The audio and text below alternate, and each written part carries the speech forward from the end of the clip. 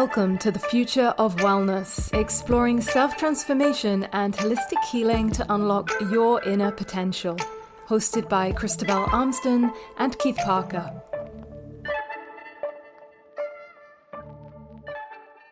Hello and welcome to this episode of the Future of Wellness podcast. Today we're joined by Matty Lansdown. Matty is an international speaker, scientist, and nutritionist with over 10 years of experience and a background working in the health system. Firstly, in a nutritional epigenetics lab, servicing elite athletes, and additionally working as part of a disease research team within hospitals. Years ago, surrounded by doctors, PhDs, nurses, and fellow scientists, Matty began to feel like an imposter. He was asking questions that no one else seemed to be asking about the cause of disease and the impact of food on the body. Working in this environment and asking unconventional questions led him down the research rabbit hole of mainstream medical history and allowed for many epiphanies about health and wellness. Feeling misaligned, he left his corporate science career because he saw that in the world of health, nutrition, and weight loss, being overweight is not about food, calories, or kale, but is actually about peeling the emotional onion and growing into a totally new version of yourself. Host of the How Not to Get Sick and Die podcast, a top-rated health podcast, Matty teaches individuals how to lose weight and build their self-confidence without feeling overwhelmed or driven by cravings. Welcome, Matty. Such a pleasure to be chatting with you today. Thank you. Thanks for that amazing intro. That's the first time I've ever heard it put together in that way, and I like that the best. It's good to hear. Well, we mentioned there in the intro your incredible journey to the work that you do with both nutrition and healthy eating. But I wonder if you could elaborate a little on your story. And the question we'd like to ask is, are you yourself a case study? Yeah, it's an interesting question because I think in this modern sort of personal brand world where everybody's their business, like the individual personality is the business. I don't necessarily go about it like that, but there is an element of my own story embedded in what I do. But it's not at the forefront. I sort of don't usually get on podcasts and say, I suffered so I can help you. And I guess I chose that path early on because I wanted to create a sustainable business, to be totally honest, where it wasn't reliant on me 100% of the time, and I could have team members and staff support and that type of thing. And also for people to say, I didn't want people to say, oh, well, I'm not you, Matty, so I can't do it. So yeah, it was, which is a bizarre decision to have made in the beginning because most people use that angle. But I guess for me, I guess the personal side of my story and food and what I do now, because I primarily work with sort of mostly women, some men as well, but in the space of emotional eating. And I got there quite simply being that disease research scientist looking for the cause of disease and working in a hospital. Many people listening may or may not know, but it's very hard to find somebody or a laboratory that's actually paid to work on a cure. And that was one of the interesting things that sort of popped up for me in the beginning of my cancer career was that, oh, why doesn't anybody work on a cure? That's interesting. And I was a part of 33 different clinical trials that I was helping coordinate, hospitals all over the world in Germany and Brazil and, Czechoslovakia and all sorts of places. And none of the hospitals anywhere were there trials, government funded trials to work on a cure. And so yeah, that just sent me on that curiosity rabbit hole, that research rabbit hole that you mentioned, to figure out like, oh, what's the history of medicine and why doesn't anybody work on a cure? And, conspiracy alarm bells possibly going off for people right now. Like, what is this guy talking about? Nobody's trying to fix cancer. And there are people out there. It's often privately funded, that type of research. It's not government funded. And that just led me to then sort of understand the cause of cancer and that it was a very rare disease before the last sort of 50 to 70 years. And then the question becomes, well, why was it rare and why is it now common? And that answer for that is multifaceted, but has a lot to do with basically the toxicity of our modern environment.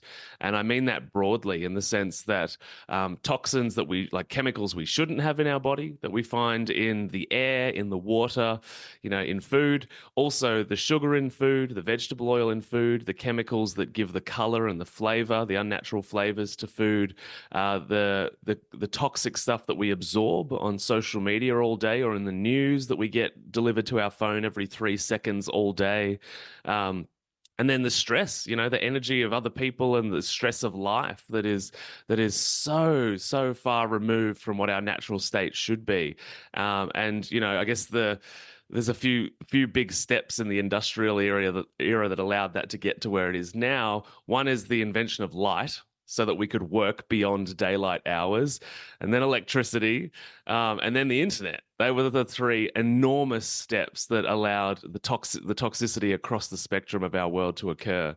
And so sort of I understood that, and then I became a nutritionist, and I started to tell people that had cancer and see people that had disease, you just got to change your diet. You just got to get rid of the toxicity in your life. And then most of them said, yeah, I know, Matty, and they didn't do it. And so the thing that I realized in that moment was that in such a, toxic, highly available world that we've got access to all of the time, is that many people have some degree of addiction to what they're doing. It might be dopamine addiction to the doom scroll. It might be sugar addiction, and it's very, very hard to say no to a stressed nervous system when chocolate is $1 and it calms your nervous system just for a moment. And so I realized that, most people's behavior wasn't driven by their mind. It was driven by their feelings. Because everyone I work with, if I said, what's a healthy diet? They could tell me almost perfectly. Every one of my clients is basically a nutritionist. They've done so many diet programs and so many courses, and still they have the same question. Why don't I do what's good for me? Right. And that's across the board, whether they've been diagnosed with cancer, whether they're just somebody that's tried to lose weight for 30 years and not succeeded long term. I realized that it was emotionally driven, and that we sort of had to come back to that, peeling that onion, as you said, of personal development and understanding ourself and our psychology and our trauma and our pain and all the things that are driving us to not have control of who we are. And so for me, that's how I got here, all the way from being like, why don't we work on a cure for cancer? I became a nutritionist. That wasn't sort of the exact answer. And then having conversations about emotional eating, binge eating, dopamine addiction, behavior, what drives our behavior. And that's kind of how I got here now, all in the pursuit of helping people not spend, or spend less years of their life dying. Amazing note to finish off that explanation. I love your journey is incredible and really inspiring. I can't help but notice that that initial question that you had around why isn't anybody studying the cure, And what we often are talking about with the work we're doing is we're working with holistic medicine. So it gets at the root of problems, where it's not just the surface level symptomology, but we're trying to understand what are the factors that are deeper than just the surface, right? Which often includes going into the mind, going into the emotions. And trying to understand what's going on there that then potentially surfaces or sublimates as an externality or rather a symptomology. So you found, interestingly, in your own pathway, it seems like, why isn't anybody studying the cure, to finding also, well, if I'm going to actually help people through this process, it winds up that I'm really focused on emotions and stuff. So could you please explain what emotional eating is? Yeah, it's a good question, because a lot of people don't identify with that, especially people that, if you're in the personal development world, you're sort of beginning to talk about emotions and feelings and traumas and, hardships throughout your life. But I think most of the people that listen to my podcast are sort of the average American, the average Australian. And I don't mean average in a judgmental way. I mean, just most people are busy with life, with kids, with work, and they don't have time to think about their feelings, because they might fall in a heap, and then people that rely on them, can't rely on them. And so I think, when you start talking about some of this stuff, people are like, I'm not an emotional eater. I follow my hunger. And then the question is, well, why are you hungry 12 hours a day? Right. And so that's sort of the the first door that we can open, and to ask the question, well, I guess if I look in the mirror physically, and we often start physically because that's what we can see tangibly in reality before we talk about sort of deep psychology or energy or emotions or any of that kind of stuff. And people are like, yeah, well, I guess my physical vessel has some evidence of not being treated well or not being in its optimal form. And then the question is, okay, why do we think that is, right? And it's like, oh, I probably don't eat very well according to what the doctor says or nutritionists say, or my Instagram feed tells me I should be doing. And then it's like, why? It's like, well, I'm busy. And it's like, hey, are you busy? Do you stress a lot? Do you find that you stress eat? Like when you're a bit overwhelmed, what do you do? And it's like, oh, wine calms me down. Like I love a glass of wine that really calms me down. And so we start unpacking this really slowly in a really practical way of like, how do you respond to events that happen in your day? But fundamentally, I guess the definition that I sort of talk about on podcasts when I get asked the question is that emotional eating is eating for any other reason than biological requirement. So anything outside of that need to keep the human vessel in its optimal form is some form of emotional driven eating, which then begs the question, is emotional eating always bad? And I would actually say no, because there's an aspect of emotional eating which connects us as community for, depending on your belief system, for a millennia, for thousands and thousands of years, we have come together over food. We have gifted people that have come into our campsite with food, to honor them, to show how wealthy our, nation is, whatever it might be. And in the modern world, that's like families hanging out on Friday night having pizza night, and that's totally fine. That's a good thing that we're connecting over food and nutrition. And then, some people want to improve that scenario. Yeah, and you can, in the sense that you can have emotional, social connection and meaningful connection over healthy food. But also, if we start to stigmatize the unhealthy food, for most of the people that I work with, this stigmatization leads to a rebellion psychology, which is that as soon as we start putting, which is why fad diets and yo-yo diets don't work sustainably for most people, because for grown adults, if you put something in front of them and say, you can't have this is bad, there's a part of their inner child or a part of one of those layers of the onion that says, I'll do what I want, Matty. I'm a grown adult. All right. I'm going to eat the chocolate. I'm going to drink the wine. And there's multiple reasons why that scenario plays out. One, they might not have enough play in their life. Two, they might be unable to rebel in ways that they wish in, say, their relationship or in their workplace, or push back against the system. And so in that conversation, we actually, for the people that have a strong inner rebel, part of the process is figuring out where in your life can you rebel. And that's part of my story too, is I'm a massive rebel. And so I left the hospital system, and the way that my rebel comes out is my podcast, How to Not Get Sick and Die, which is effectively me sort of pitting myself against Big Pharma and the mainstream medical system and saying, hey, you guys are wrong. Right. And so I get to rebel in that way. And so there's so many layers of like why we're driven to emotionally eat. It can be trauma. That's another part of my own story, is that I grew up in a really violent home. And have a fantastic relationship with my parents now.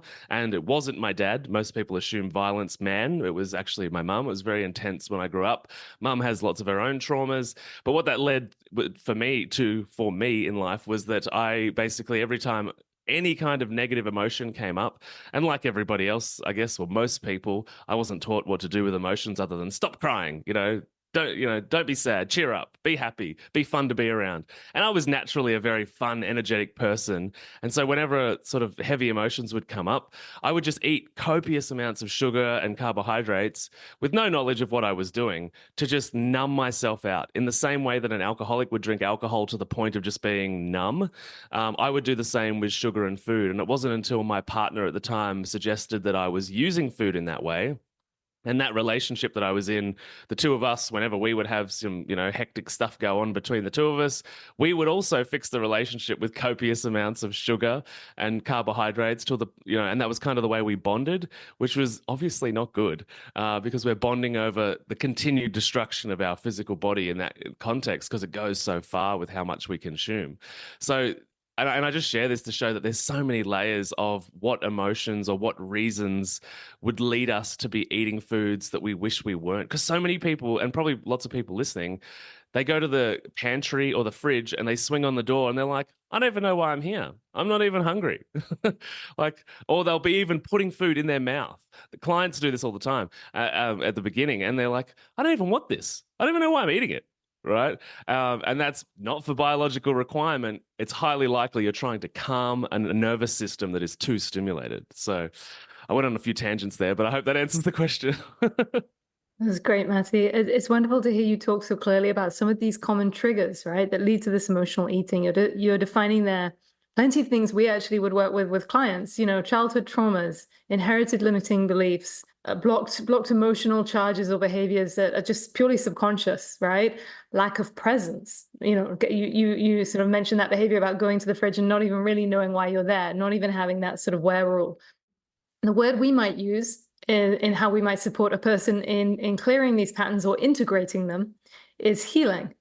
So what are some of the effective strategies for breaking these cycles of using food as a coping mechanism in your language, right? How is it that we're helping clients, or you're helping clients, understand the emotions that are underlying the behavior? Yeah, so I guess everybody's at a different stage of awareness. Some people have done a lot of personal development, but some people have done none, and they've just realized, hey, I've dieted for 30 years and it's not worked, so I guess it's deeper, and we're sort of starting there. And so for most people, it's doing a bit of a stock take or an audit of their life. We always start there with everybody. In the first few weeks, people feel a bit strange because they're so used to working with a nutritionist and changing everything about their food on day one. It's like, buy 400 kilos of kale, sign up to a yoga course, and, soon I'll be the wellness god of all gods, basically. And we actually change nothing. In the first couple of weeks, there's nothing. We just say, hey, document what you're doing. We don't count calories. We don't weigh food, because often most of our people find that really triggering, and it hasn't worked 10 times before now. And so we just say, document emotions, location, food consumption, and sleep. So they're the things that we have everybody collect data on. And in the first couple of weeks, on the Zoom calls and when we're chatting, people start to realize, oh, I always eat this food in this situation. Or I realize now every time I'm eating chocolate, I'm feeling stress, or I'm feeling sadness.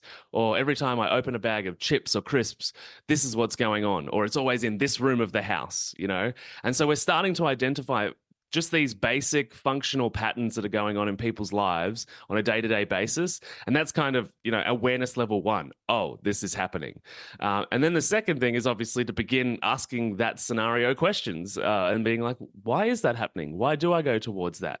And look, to be totally honest, for some people, it's actually not trauma. I'm not necessarily one of those people that think everybody's deeply traumatized. Sometimes people have just been exposed to 40 years of convenience marketing. It's a multi-billion-dollar industry to convince all of us to drink wine and to eat chocolate. That's the whole purpose of billboards. That's the whole purpose of advertising, is to convince people to change their behavior.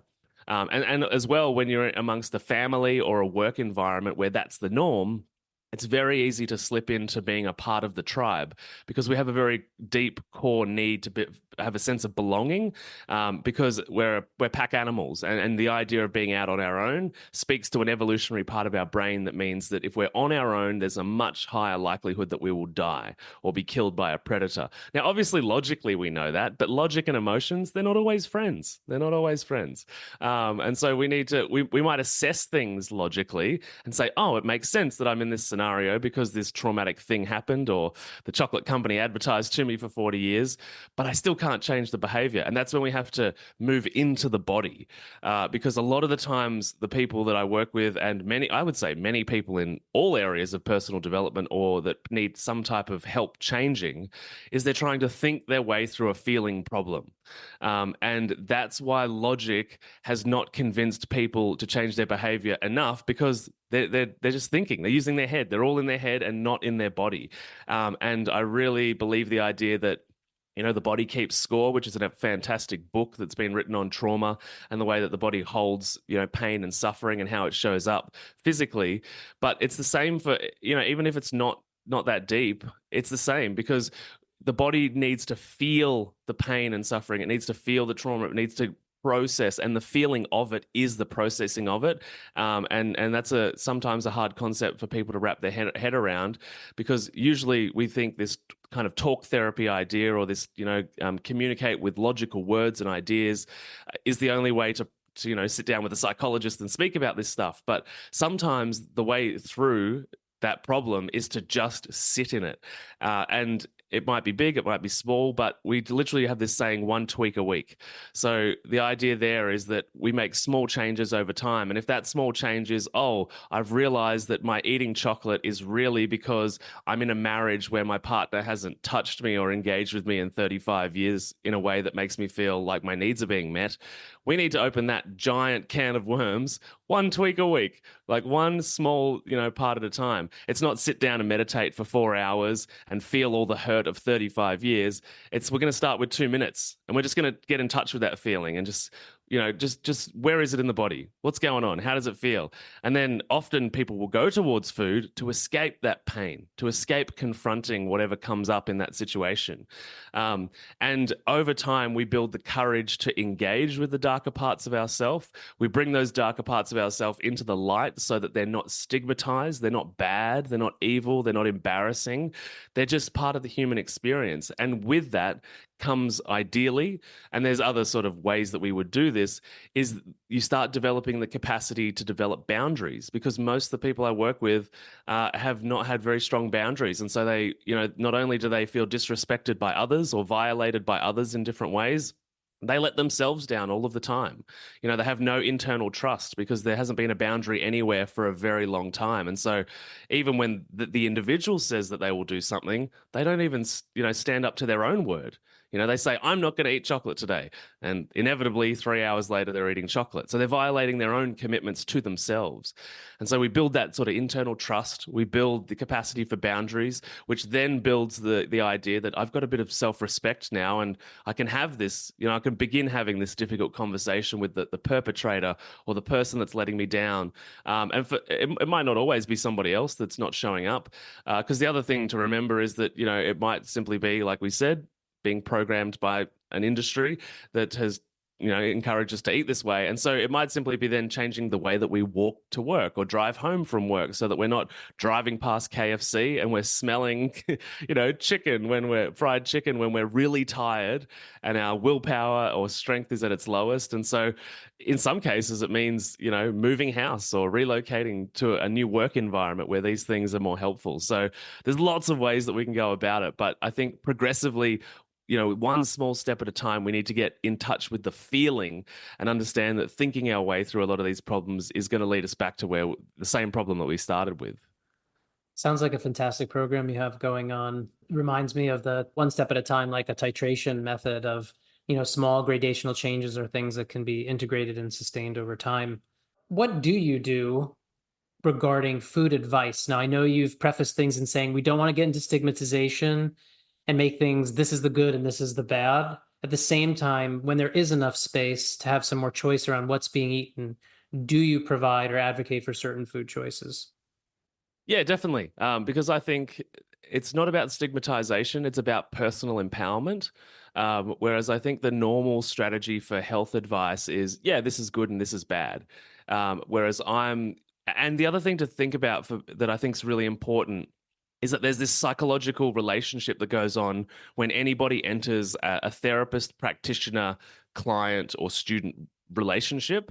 And what happens is that the personal trainer, the nutritionist, the doctor is this authority figure.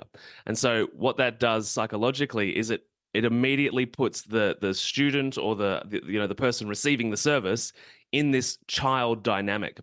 Sure, you might not act like a child, but if we just think about this as a hierarchy thing, even if it's your boss versus, your position in the team. And so the problem there is that if we have an authoritative relationship with the person delivering the advice, there is some part of us that will rebel against that, right? And so for me, I tell everybody when they come into the program, I am not here to be your parent, right? I'm not here to say, that's good and that's bad, right? At all. I'm here to say, what do you want? This is about you.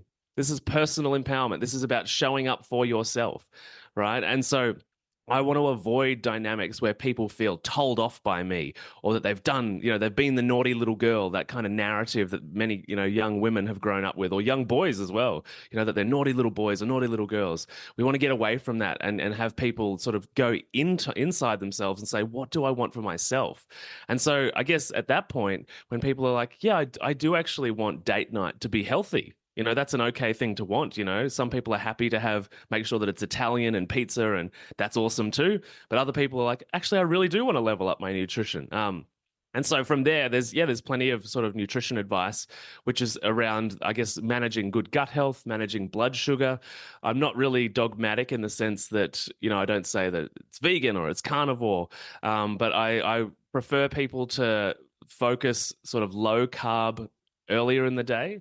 And this is about managing cravings and blood sugar. And so we want sort of a protein. It's more like a sort of a low carb / keto breakfast and or lunch. But particularly for women, I'm a big believer in that carbohydrates should not leave the equation. So dinner time, especially for hormones, and I would say men's testosterone as well, dinner time is sort of a place where you would have sort of a more conventional, wholesome meal, more of that high carbohydrates, lots of vegetables on the plate. And it's important that I mention, vegetables are carbohydrates. You often hear lots of people say there's 4 nutrients. There's, fats, carbohydrates, protein, and veggies. So when I say carbohydrates, I mean vegetables, whole real food. Anything in a bag, a box, or a can is something that we ideally want to move away from and just go towards whole real food. But one step at a time. You don't want to change everything all at once because it's not sustainable. But yeah, we want to manage the blood sugar throughout the day, which is going to help people that want to lose weight burn some body fat. We don't want to go too far in any direction because overeating any macronutrient, too much fat, too much protein, too many carbs will lead to weight gain. And we want to make sure that, the food going in is producing a really good gut health. Most disease, sort of with my cancer background, I'm sort of passionate about anybody that comes into my world. I want them to leave with better gut health because all disease starts in the leaky gut. And leaky gut means that, we've damaged the lining of the gut to the point that molecules that are far too big are crossing into the bloodstream. And a lot of chemicals will do this. A lot of wheat products will do this. A lot of high sugar vegetable oil products will do this. So they're ideally things that we want to eliminate, but from a position of personal choice and empowerment rather than Matty's telling you what to do, if that makes sense. It does make sense, Matty. You're touching base with some of the sort of core principles or pillars of foundational practice, in the sense we have presence, personal empowerment, conscious choice, releasing, even down to kind of conditioning, parental family conditioning, right? Well, we eat like this because we always ate like this as a family. And starting to, for people to really get conscious and aware of what's informing their choices. And how that's sort of situated throughout the body and the relationship to the emotions. It's very interesting to hear you speak about it so clearly. You mentioned gut health. It's a major topic these days. How is it that something like stress-based response or anxiety eating can negatively impact the gut? And what's your approach to helping people support that gut microbiome? Yeah, so the number one tip that anybody can do for their gut health is fermented food. So a lot of people, especially in the US, there's a lot of marketing around drugs and supplements, and even in Australia here, we get ads on TV regarding probiotic supplements, and they'll often say, take a probiotic supplement to keep your gut healthy. Now, I would say that that's mostly unwise unless you're unwell. So if we think about probiotic supplements, they often are advertised in saying there's billions of bacteria in this one supplement. But what you'll find if you look at the ingredients is that it's a low number of species. So we've got lots of different bacterial species and fungal species in our gut, and that's a good thing. We want that. We want a really, really broad diversity. The more broad, the better for your health, basically. But when you're taking a supplement, it's usually somewhere between 1 and 30 species. It's usually about 6 or 7, but it's billions of copies of those species. So the marketing's a little bit misleading. Whereas if you eat sauerkraut, and that's sort of the number one recommendation, and I know it's a bit gross for some people in the beginning, but you'll wean your palate onto it, is that you'll get about 300 different species in one normal sauerkraut. And the difference is sauerkraut, the species are alive. And most people are probably like, Matty, eating live bacteria sounds disgusting. But when you open it, there should be a pop, and there might even be some bubbles coming out of it, because it's a living thing, which is exactly what you want. And there's bacteria on all of your fruits and vegetables, right? So a good sauerkraut will have about 300 species, whereas a good probiotic will have about 6, 7, 10, maybe 30 if you're lucky. And the difference is the tablet one has been snap frozen, so it relies also on your gut reawakening those molecules to integrate them back into your gut. Now, supplements are really good if you've been unwell. I prescribe them for people, if they've had gastro, or they've been really sick, or they've got a really damaged microbiome, or they have some kind of painful reaction to specific foods. The Western diet and sugar and vegetable oil and that type of thing can actually wipe out some species that need to be artificially repopulated. So I guess, answering that initial question is diversity is really important. And not only adding sauerkraut, but just having diversity in the diet. So a lot of people sort of find this fact interesting, which is B vitamins are called B vitamins because they're bacterially derived. What that means is that we don't actually need to eat them in the food, that the bacteria in our gut will ferment the food that we eat, and the byproducts of the bacteria are B vitamins. That's why they're called B vitamins, right? And so what we need in order to get all of the right amount of B vitamins is that broad, diverse bacteria in our gut. Otherwise, we might have deficiencies in folate or B12, which means we're going to have issues absorbing iron if we don't have enough of that. And the same, if we don't have enough B5, we're going to have sleep issues. And all of them are related to different things, but this requires not just the diet to be clean, but the bacteria in the gut to be diverse enough to be able to produce these B vitamins and other things that they also produce as well. So I think diversity is really important, and fermented food is really important. And there's lots of cultures around the world which naturally have, fermented food as sort of, you get it with a meal. Most of the places in Asia, and Melbourne, where I am in Australia, has a very high Asian population.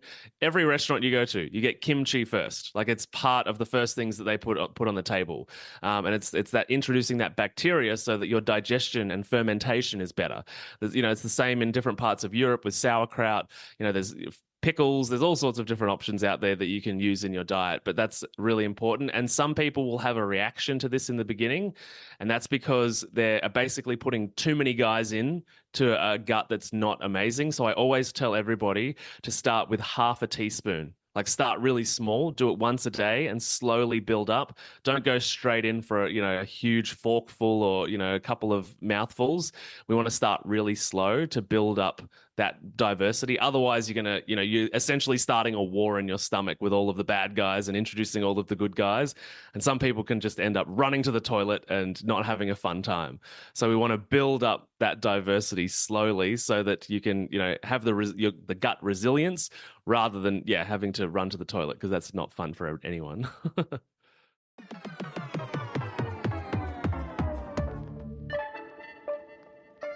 A brief pause to thank you for listening to this episode. If you're looking to take the next step in your transformation, find out how we can support you with our popular energy healing training, one-to-one private sessions, free resources, and more. Visit energyfielddynamics.com to learn more. So I can't help, I really want to follow up on a question, and while we have you, I also want to ask something else. And these are big questions, but you're so informed, and I think these are important questions. What is it about wheat that's an issue in the gut? You mentioned something about size of the molecules. I'm very curious to know more. And the other is, in general, what on your radar would be just simply the most pernicious, problematic foods on the mainstream market these days? Now, I don't want to create the doom outlook for listeners and for people to freak out, but I'm really curious with your knowledge base. What would it be? Yeah, so the wheat question is that the modern manufacturing of wheat and the genetically modified versions of wheat, which are far worse in the West, so Australia and the US, the molecules are worse than they are in Europe, and a lot of people with gluten intolerances will find that they do not have them in Italy. And that's because the laws around what you can do from farming practices are much stricter in the EU, and the EU is sort of the benchmark for the world in regards to their marketing and advertising as well. They're also not allowed to advertise on their food products things that you cannot absorb. Whereas the rest of the world, we can advertise what is in it, even if you can't absorb it. Right. And so you'll get false health claims saying this has got lots of, what's one? So B vitamins in spirulina. So spirulina products often boast their omega-3s and their B vitamins. But if you go to the EU, they can't make those claims because it's not absorbable. And it's like, spirulina is meant to be one of the best health products, but if you can't absorb some of it, it's not really much of a health product, right? There's still lots of advantages to it, but that's just one example. But the point with the wheat is that it's been genetically modified a lot to be able to feed, 350 million Americans and, 26 million Australians and all of the world that these products are made for. There's, I understand the economic drive to want to feed a population of people, right? And to keep these crops resilient. But the molecules, the gluten molecule and the gliadin molecule and zonulin are these molecules which damage the lining of the gut. And the reality is that, depends who you talk to. Some people say that this has been happening ever since we started to cultivate wheat 10,000 years ago, and that it's slowly getting worse as we change it. But either way, I guess what we've discovered is that the leaky gut, once these molecules start damaging the gut, is that we're able to, just like if you imagine just sort of anything that's got holes in it, those holes get bigger. And so what you can fit through those holes gets bigger and bigger. And so instead of the molecules of all food being digested right down into its individual components and then going across into the bloodstream, you've got these half-digested molecules or not digested molecules at all going into the bloodstream. And then they're too big to actually go through the liver or to be processed by different parts of the body. And they start to build up and they cause inflammation because they're not meant to be there. And they're starting to cause blockages in different sort of mechanistic pathways. And so the reality is that once upon a time, we would have maybe grown wheat for a part of the year whilst the crops were able to thrive. And then there'll be, a significant portion of the year that the winter was cold or the summer was too hot or whatever was going on. And so we wouldn't have eaten wheat 3 to 7 times a day. We would have had it, maybe once a day, maybe once a week, whatever it might be for 3, 4, 5 months of the year. And then we would have had no wheat at all. So our gut would have been able to recover from the grain exposure.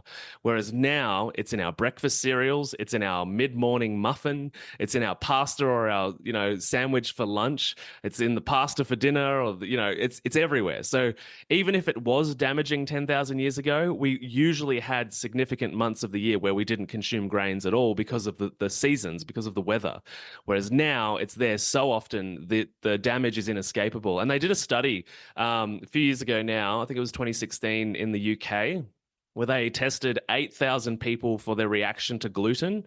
And they found that 96% of people had an immune response to consuming wheat and the gluten, but only 8% of them knew about it. And what that means is that everybody else that had the immune response but did not know about it is that they had no symptoms. They were like, I feel perfectly fine and perfectly normal. However, what the blood tests showed was that their immune system had switched on to defend the body against these grains. And so that would sort of imply the sort of extrapolation of that information is that, if we don't know that we're going into defense mode and we just keep putting it in, that's the beginning of what we would suggest is autoimmune disease, which is we're always defending the body against something. And then if we remove the wheat, but the immune system's always on, we can begin the process of autoimmune disease being developed, which is essentially the body destroying itself because the immune system is on all of the time too often.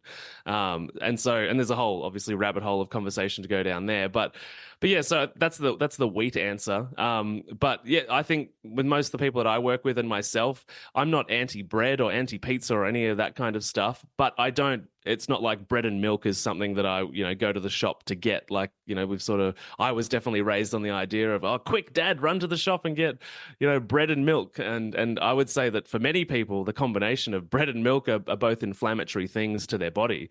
So, having it once a week or having it less often or figuring out ways to do things without wheat is a good idea. For instance, burgers, if you get a red cabbage leaf and put all the things for a burger in a red cabbage leaf, it's got this amazing amazing crunch. It sounds good when you bite into it. And you have the same experience, if not better, in my opinion.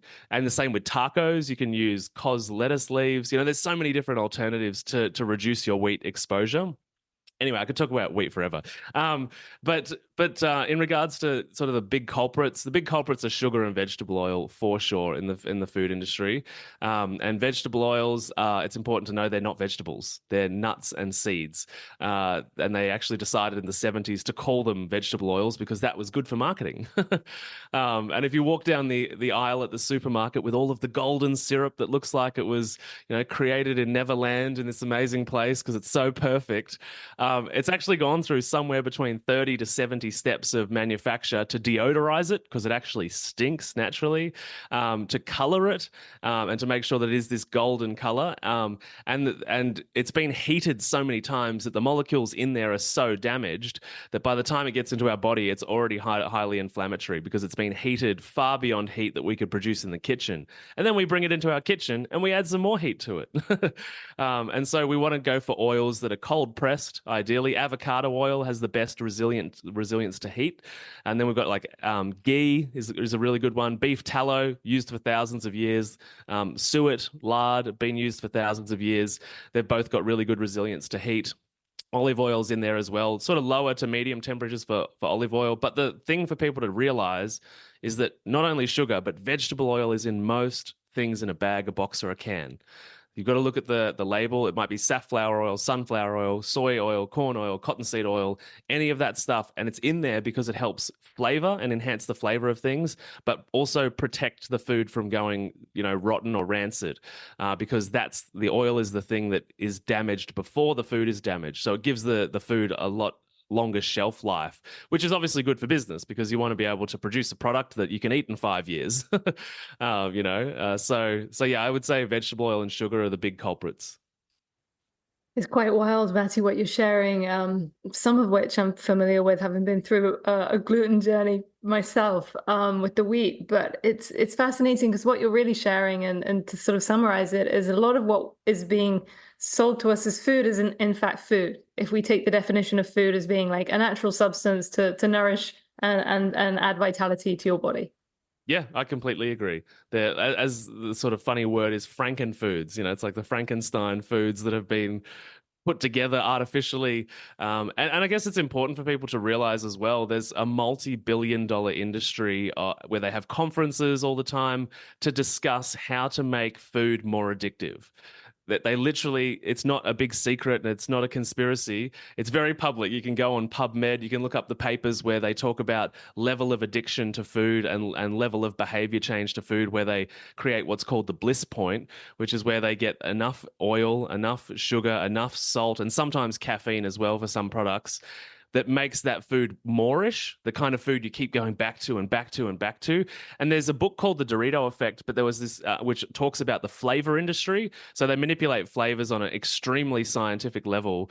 But there was this study done which basically made Doritos like going to the pokies, going and putting on bets and gambling, where they would salt every 9th chip 5 times as much as every other chip in the bag. And the reason they would do that is that it created that psychology of going to the machine and hoping for the win. Because whenever everybody pulls that chip out of the bag, you lather your tongue with it and you're like, oh, I've got the one. It's like, in families, it's like the thing like, oh, dad got that chip, and it's the same with fish and chips. When people get like the really, really, really fried ones, people get excited.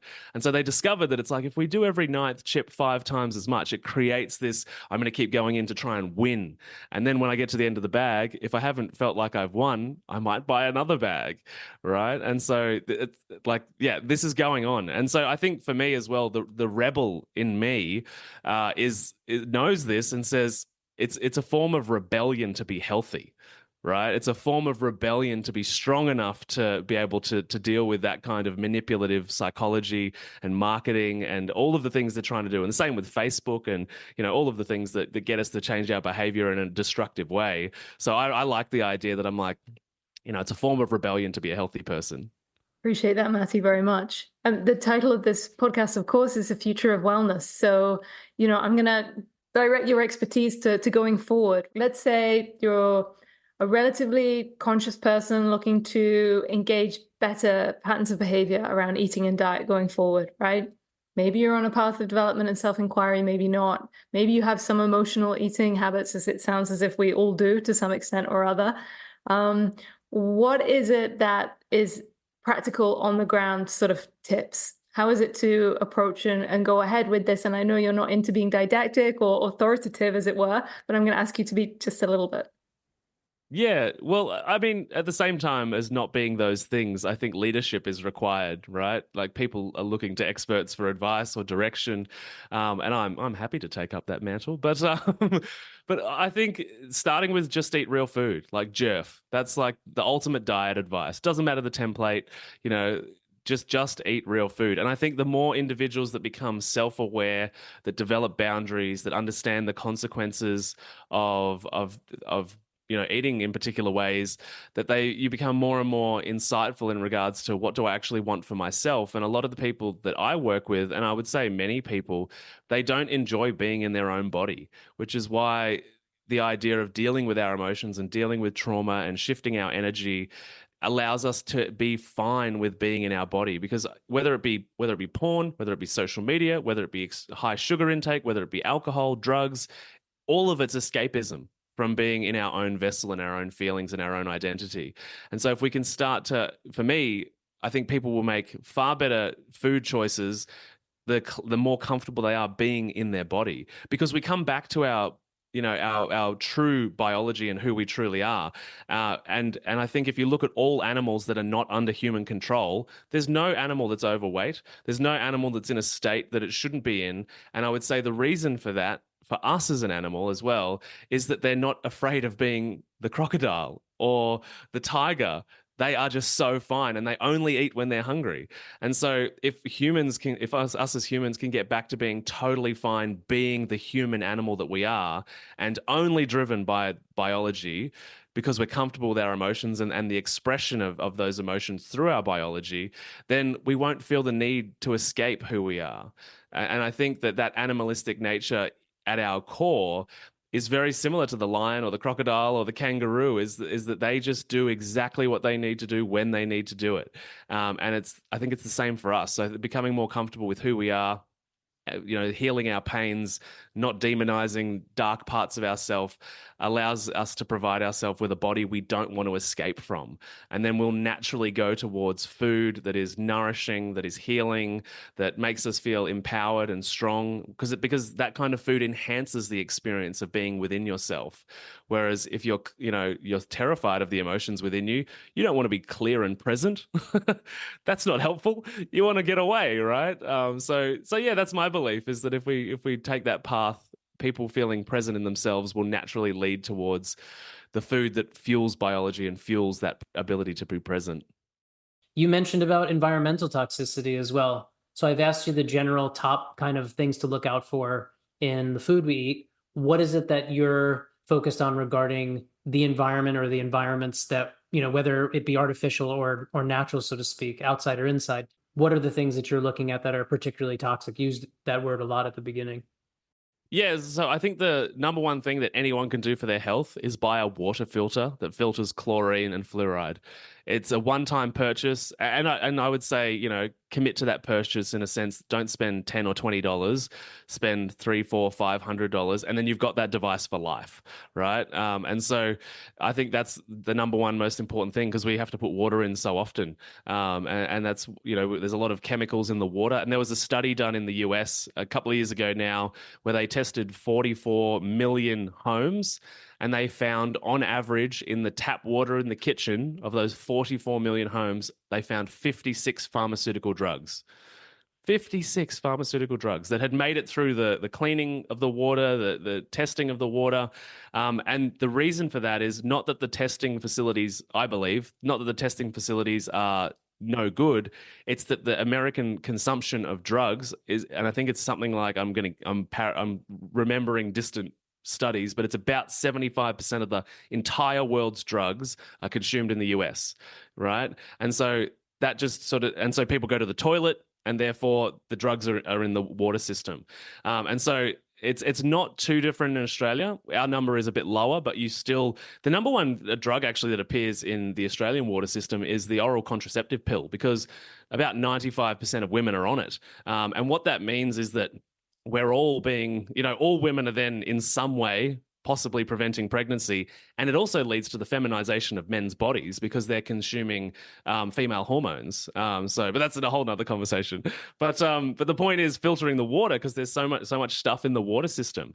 And then I guess, like our backyards and the grass that we walk upon, making sure that it's not covered in pesticides and herbicides and all of those chemicals, because they're a part of the disease conversation, because those things end up on our vegetables and our fruits. But also, even if you walk barefoot in a park in Melbourne, you're walking on glyphosate. They use glyphosate on our parks here in Melbourne, and there's been a big sort of uproar recently. There's a few different councils in Victoria here in Australia that still use glyphosate on the parks, despite companies in America being sued for hundreds of millions of dollars for causing cancer using glyphosate. So I think if you've got a patch of grass or you've got any type of vegetables or fruit trees in your yard, trying your best to find ways to look after that organically, naturally, so that you're not inhaling these chemicals. If you live in a city, you can only do so much, of course, but I think you can definitely manage your own water supply.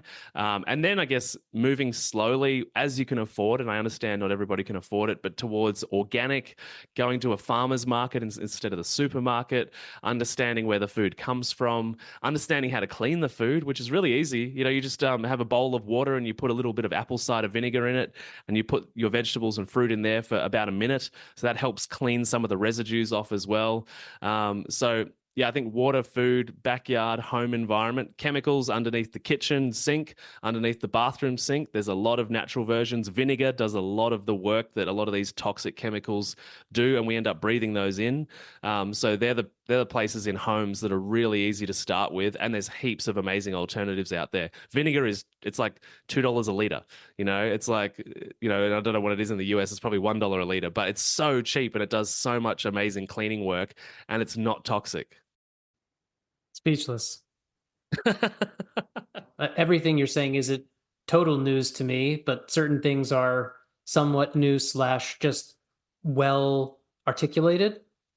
And it can just be very daunting, right? For the average person, a person, let's say, who isn't used to hearing this stuff at all, and/or people who are just trying to make conscious, healthful choices, to hear that there's such an uphill battle when it comes to basics. Yeah. Well, I had a client that finished with me last year, and one of the things she said in her testimonial video was, I think I'm finally here at overhauling my entire life, and it took me 10 years. And what she was talking about was not just her emotional eating, but changing all the products in the kitchen, changing her cooking skills and her cookware, like overhauling her entire life to healthier products, to organic living, to clean living.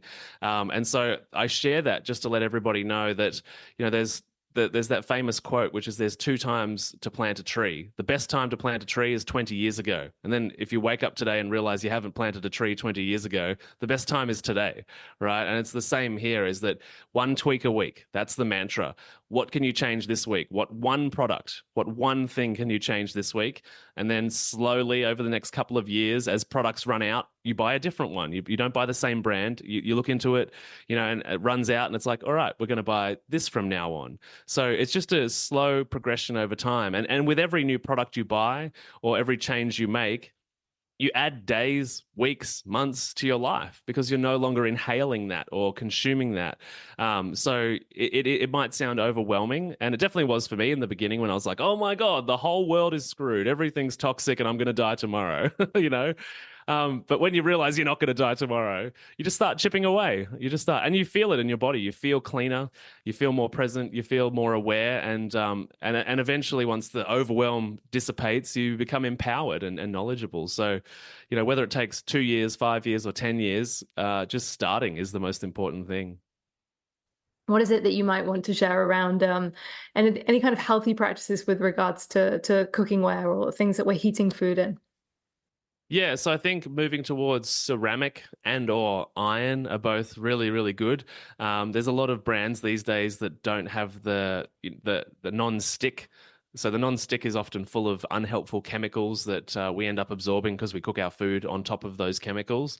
And obviously, obviously some of the catch here is that if you're giving up convenience for health, you might, have to clean a little more, right? You might have to clean the pan a little bit more than you would have with the non-stick pan. There's little trades that need to be made, but I would say personally those trades are completely worth it. So yeah, I cook in a combination of iron and or ceramic, and yeah, there's no chemicals on any of those. And then obviously I use something like avocado oil or ghee as the oil. So yeah, you want to get away from those non-stick chemicals. They can do real damage over time. And if I think as well, a good way to think about cookware is the more convenient it is, the more likely there are to be unhelpful chemicals that are making my life super convenient. And so that's just a sort of the way that I often think about it. And the reality is, once you get into this habit of cooking in this particular way, then it's really beneficial. And the other thing about cooking meat in iron, is that particularly for women, but a lot of, and more specifically white people across the world, the number one nutritional deficiency in the world for all races and all people of different skin color is iron. And so one of the benefits to cooking in iron is that you enhance your iron absorption. And the only people that I would suggest don't do that is people with hemochromatosis, which have sort of issues with binding their iron and have too much iron effectively. But yeah, ceramic and iron are the two places to cook with.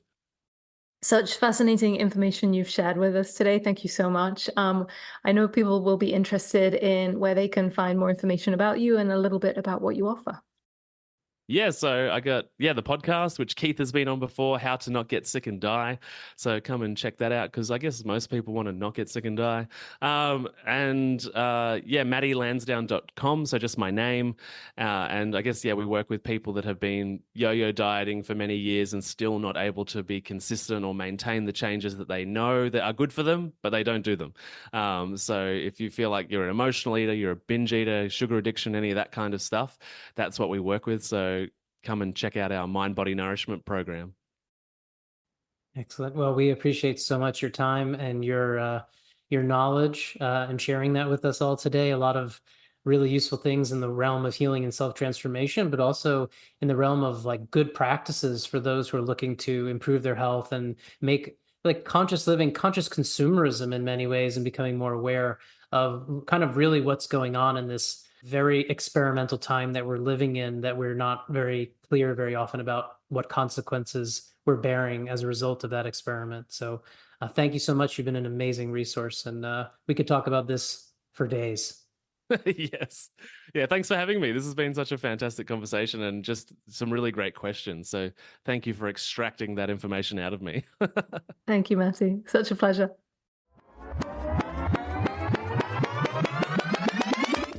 Thanks for being a part of the Future of Wellness. Be sure to subscribe and leave a review. It helps us reach more people and to make great episodes like this one. Learn more about field dynamics and why we think the future of wellness matters. Check us out at energyfielddynamics.com. See you next time.